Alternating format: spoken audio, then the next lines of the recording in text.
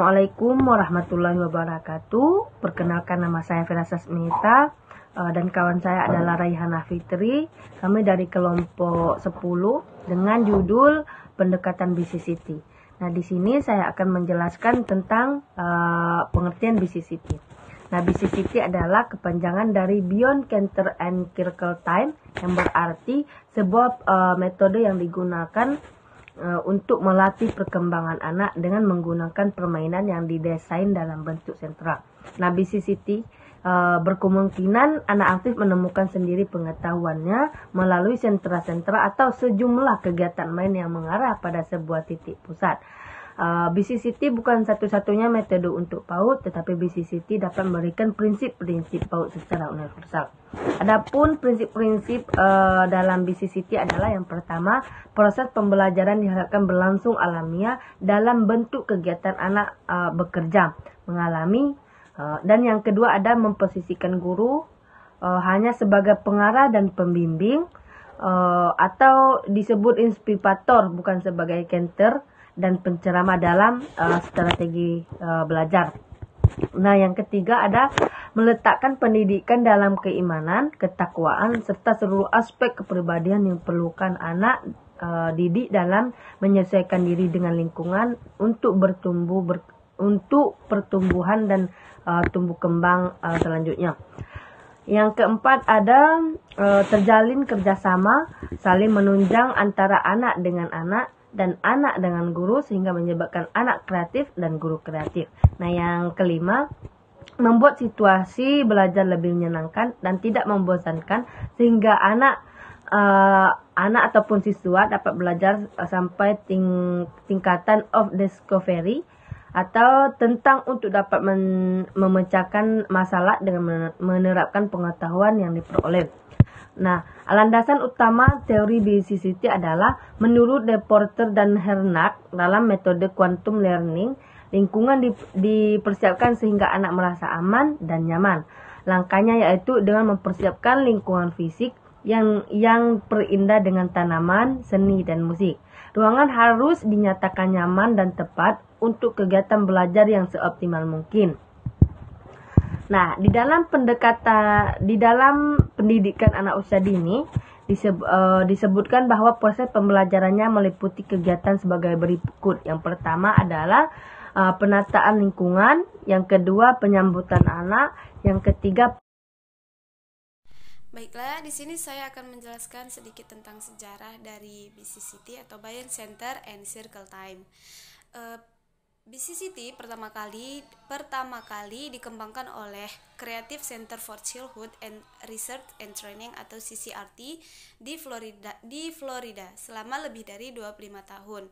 Dan BCCT bisa digunakan untuk anak normal maupun anak berkebutuhan khusus. Selanjutnya yaitu konsep belajar BCCT. Konsep belajar dari BCCT difokuskan agar guru sebagai pendidik menghadirkan dunia yang nyata dalam kelas dan mendorong anak didik membuat hubungan antara pengetahuan, pengalaman, dan penerapan dalam kehidupan mereka sehari-hari sehingga otak anak dirangsang untuk berpikir secara aktif dalam menggali pengalamannya sendiri, bukan sekedar mencontoh atau menghafal saja. Selanjutnya yaitu metode BCCT.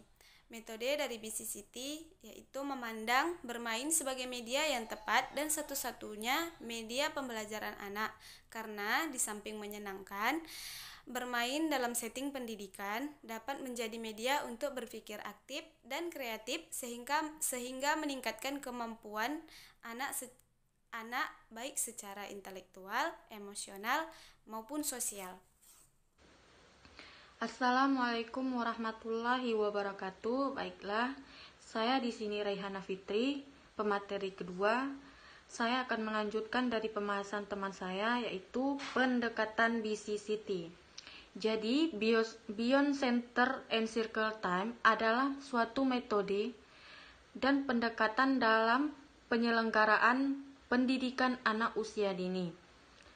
Dikembangkan berdasarkan hasil kajian teoretik dan pengalaman empirik, merupakan pengembangan dari metode Montessori, High School, dan Reggio Emilio. Baik, di sini pendekatan sentra dan lingkaran adalah pendekatan penyelenggaraan PAUD yang berfokus pada anak yang dalam proses pembelajarannya berpusat di sentra main dan saat anak dalam lingkaran dengan menggunakan 4 jenis pijakan untuk mendukung perkembangan anak, yaitu yang pertama pijakan lingkungan main. Yang kedua itu pijakan sebelum main. Dan yang ketiga pijakan saat main. Dan yang terakhir pijakan setelah main. Ada beberapa poin penting dalam mengenai keunggulan metode BCCT. Yang pertama itu pembelajaran metode BCCT dirancang secara sistematis, logis, dan rinci. Mulai dari penentuan tema, fokus pengembangan, penetapan kegiatan bermain, pijakan-pijakan, dan penentuan alat-alat bermain yang sesuai dengan kebutuhan dan kemampuan anak usia dini. Yang kedua, belajar akhir efektif jika dilakukan dalam suasana yang menyenangkan.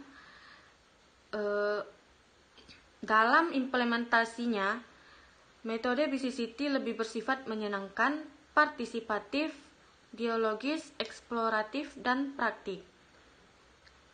Semua kegiatan belajar dikemas dalam bermain sambil belajar dan dengan mengacu pada sentra-sentra pembelajaran dan mempunyai pijakan yang jelas dengan bentuk dan jelas permainan yang bervariasi. Selain dapat merangsang dan meletakkan dasar seluruh aspek potensi perkembangan anak, pendidik juga mampu memahami, membuat model program dan menerapkannya sehingga anak didik dapat aktif bermain sambil belajar. Yang selanjutnya, ciri-ciri dan penataan lingkungan BCCT. Adapun ciri-ciri pendekatan BCCT sebagai berikut. Yang pertama, pembelajaran berpusat pada anak. Yang kedua, menempatkan setting lingkungan main sebagai pijakan awal yang penting. Yang ketiga, memberikan dukungan penuh kepada setiap anak untuk aktif, kreatif, dan berani mengambil keputusan. Yang keempat, peran pendidik sebagai fasilitator, motivator, dan evaluator. Yang selanjutnya itu kegiatan anak berpusat di sentra-sentra main yang berfungsi sebagai pusat main. Yang keenam, pembelajaran pijakan sebelum dan setelah bermain. Pemberian pijakan sebelum dan setelah anak bermain dilakukan dalam posisi duduk melingkar. Penataan perlu dilakukan sebelum pembelajaran dimulai.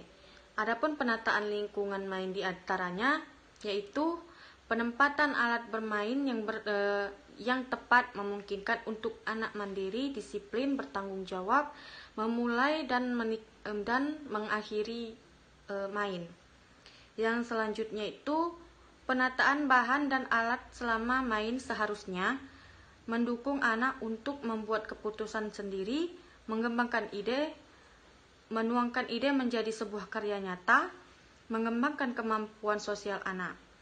Yang selanjutnya itu penataan bahan dan alat main memungkinkan anak main sendiri, main berdampingan, main bersama, dan bekerja sama. Baiklah, sekian penjelasan dari saya. Assalamualaikum warahmatullahi wabarakatuh.